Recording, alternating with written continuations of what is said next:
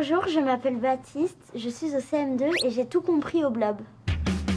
Ce n'est ni un animal, ni un champignon, ni une plante. C'est quoi alors? Un blob. Ou sous son nom scientifique, un Physarum polycéphalum. Le blob, c'est un être un peu étrange. Pas de bouche, pas d'œil, pas de ventre. Il n'a qu'une seule cellule et il est apparu sur Terre il y a 1 milliard d'années, avant même les dinosaures. Alors voici Jean Blob et celui de notre classe s'appelait Blob Marley. Il y a Blob Dylan dans d'autres classes. Comment le blob peut-il respirer?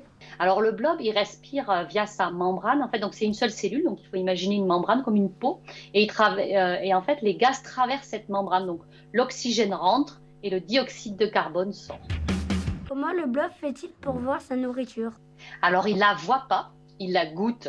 En réalité, il faut imaginer que le blob, quand il est sur son substrat, il est comme une langue. C'est comme si vous léchiez le sol. Le blob, en réalité, il lèche le sol. Quand il y a une source de nourriture, par exemple un flocon d'avoine, les petites molécules du flocon d'avoine, elles vont diffuser dans l'environnement. Et le blob, il va pouvoir les goûter à distance et aller vers le flocon. Pour élever un blob en bonne santé, il faut le nourrir bien sûr, mais il faut aussi lui offrir un environnement suffisamment humide. Et pour ça, Baptiste a une recette miracle. Il va falloir prendre de l'agar-agar, une cuillère à soupe, puis après 50 ml d'eau, mélanger les deux et venir le mettre au micro-ondes jusqu'à ce que ça bout 10 secondes.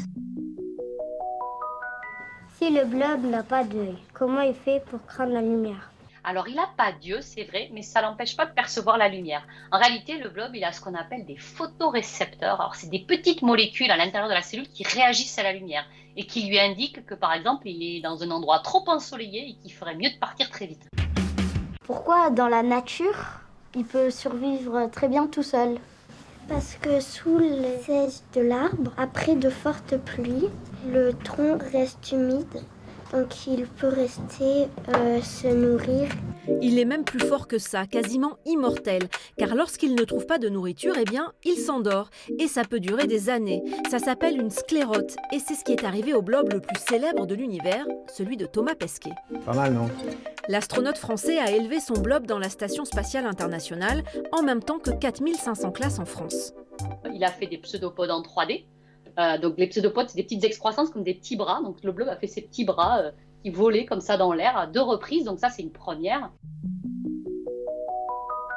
Le blob pourrait-il être un cerveau sur pattes? Il peut résoudre des labyrinthes, mais n'a pas de cerveau. Alors peut-être que c'est lui le cerveau. Alors ça, c'est une bonne question. On ne sait pas en réalité. C'est ce qu'on essaye de comprendre. Mais ce n'est pas le premier organisme composé d'une seule cellule qui démontre en fait des capacités telles que le blob.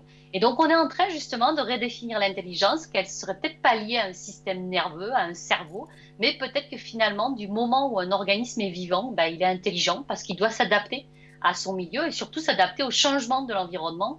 Et donc, s'il ne s'adapte pas, il ne survit pas. Donc, peut-être que l'intelligence, elle a émergé avec la vie.